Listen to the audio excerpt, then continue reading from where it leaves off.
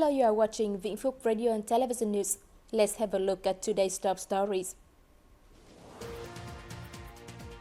Vĩnh Phúc Bank strives to achieve credit growth rate of 12 to 14% in 2021.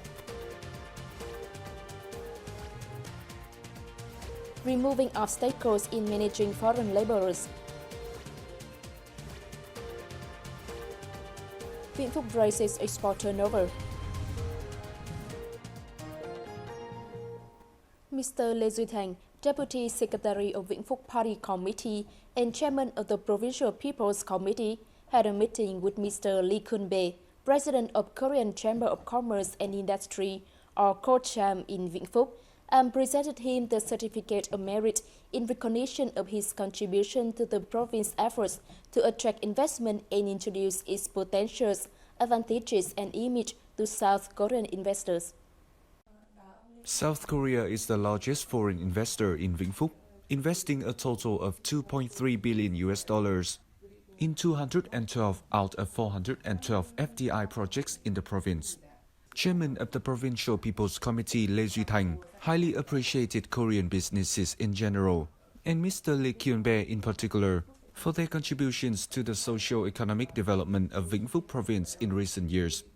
Chairman of the Provincial People's Committee Lê Duy Thành hoped that after returning home, Mr. Lee would continue to introduce the people and investment environment of Vĩnh Phúc to Korean investors, maintaining good relationship and strengthening cooperation in promoting investment in the province in the coming time.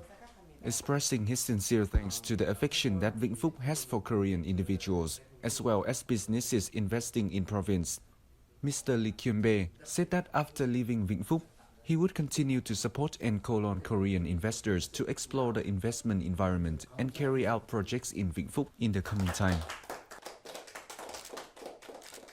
The State Bank of Vietnam Vĩnh Phúc branch held a conference to roll out the plans of banking sector in Vĩnh Phúc in 2021.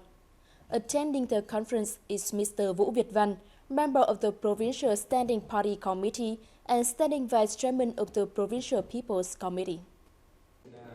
In 2020, the banking sector was seriously affected by COVID-19 epidemic, but it managed to overcome difficulties, maintain normal operation in the monetary market, meet the socio-economic development requirements, and have maintained security and defense, thus significantly contributed to the province's overall development. As of December 31, 2020, the total capital mobilized in the province reached 92.8 trillion dong, an increase of 14.89%, higher than Vietnam's average growth rate of 11.3%. The loan and outstanding balance reached 88.055 trillion dong, up 12.86% from 2019. In 2021, Vĩnh Phúc banking sector pushed forward many solutions to achieve a mobilized capital growth rate of 12 to 15% and a credit growth rate of 12 to 14%.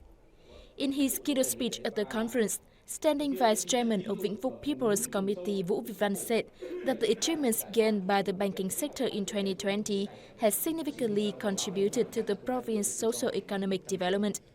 Regarding its tasks to be fulfilled in 2021, he requested the State Bank of Vietnam Vĩnh Phúc branch to closely follow the direction of the Provincial Party Committee, People's Council and People's Committee to allocate resources and use investment fund effectively and in line with the guidelines for the province programs. Along with that, drastic measures should be taken to support customers who are eligible for the exemption and reduction of borrowing costs, restructuring the repayment term and staying in the same debt group, and offer loans to the affected customers. The State Bank of Vietnam Vĩnh Phúc branch will direct commercial banks and credit institutions to develop and implement business plans for the year 2021 in accordance with the targets and solutions put forward in the policy on money, credit and operations of the State Bank of Vietnam, have controlled inflation, create a favorable environment for business and production, and support the province's economic growth. The law amending and supplementing a number of articles of the law on entry, exit, transit and residence of foreigners in Vietnam officially took effect on July 1, 2020. It basically revised and supplements a number of regulations to remove obstacles in the management of foreign laborers. Previously, foreigners working in Vietnam for less than 30 days with cumulated time or no more than 90 days in a year, and foreigners who contribute capital to a company or enterprise do not need work permits. The regulation was misused as many foreigners paid from 1 to 10 million Vietnam dong to become a capital contributing member or limited partner so that they can work without permits, making it difficult for the authorities to manage foreign workers. On July 1st, 2020, the law amending and supplementing a number of articles of the law on entry, exit, transit and residence of foreigners in Vietnam officially took effect nationwide, providing more specific and stricter rules and preventing about misuse of the law. Foreign laborers can apply for the extension of their temporary stay depending on their capital contribution. Especially, eligible foreigners can apply for changing visa status. Previously, foreigners who came to work or study in Vietnam would have to return to their country when their visa expired. However, the new law stipulates that foreigners can change their visa status, which saves time and cost. They don't have to leave Vietnam. Instead, they can study and work here as usual. Another new feature is that foreigners with investment certificates can stay in Vietnam for up to 10 years. It used to be shorter. Now, investors contributing capital of 100 billion or more will be allowed to stay in Vietnam longer. It is fairer and facilitates investment activities, avoiding misuses of the law.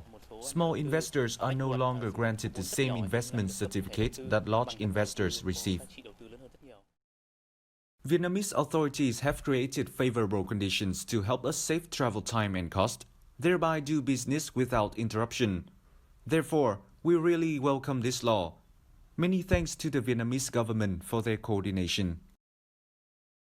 Issuance of the law amending and supplementing a number of articles of the law on entry, exit, transit and residence of foreigners in Vietnam has contributed to removing previous fundamental difficulties, thus improving the effectiveness and efficiency of state management in immigration, ensuring legitimate rights and interests of organizations and individuals, as well as continuing to simplify administrative procedures to facilitate foreigners entering Vietnam. Ladies and gentlemen, in 2020, enterprises in Vĩnh Phúc flexibly operated their production and business, applied new technology and management methods, looked for new markets, and improved product quality, contributing to raising the province's total export revenue by 20% to more than $4.7 billion. This garment processing exporter faced many challenges due to COVID-19 pandemic in 2020, losing markets and having no new orders. It had to furlough employees alternately to maintain their jobs. However, when the COVID-19 was brought under control in Vietnam, the company received new orders from the US and Republic of Korea. In recent years, Vietnam has signed many trade agreements with other countries, opening up new opportunities for enterprises in Vĩnh Phúc to boost export revenue. Statistics show that nearly 300 enterprises in Vĩnh Phúc engage in import and export activities. Manufacturing products account for 90% of export turnover, in line with province's export strategy.